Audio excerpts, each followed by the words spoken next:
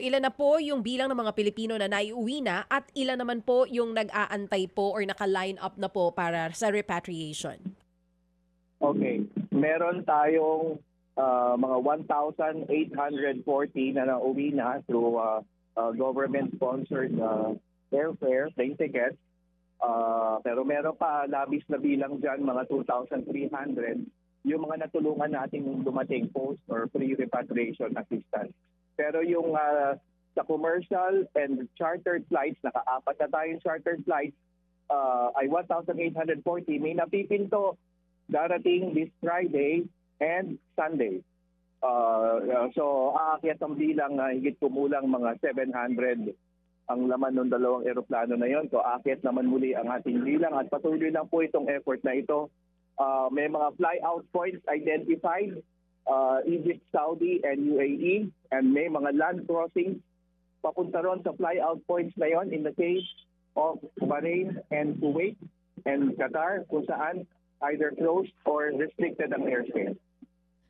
Secretary, yung binabanggit po natin na paparating na dalawang flights pa, chartered po ito? Kagaya po ng mga nauna? Yes. The charter flights 5 and 6.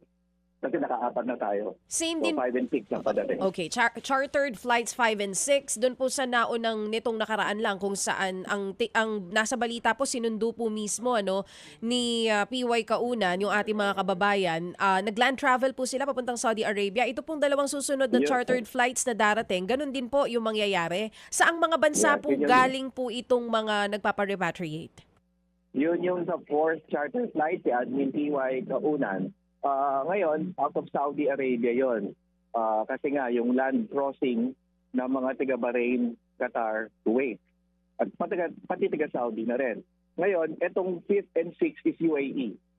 Kasi ang UAE, 1 million OFW. So, i-combine mo ang bilang sa ibang bansa ay higit pa rin ng UAE. Kaya, special flights out of UAE. Tutok tayo sa UAE. More than 1 million na Pinoys nga po ang nandoon ngayon. Pero itong paparating, ilan po yung inaasahan natin dun sa dalawang chartered flights, itong 5 and 6? There will be 700 combined, those two charter flights. Oo. At meron po ba tayo sa ngayon na bansa na priority natin for repatriation? Yung talagang pinakamarami ang may request. Ano po yan? UAE pa rin po ba yan? Sa ngayon, yes, UAE, and then meron tayo sa Bahrain and Kuwait. Yan ang tatlong maraming request. Qatar is the 4th.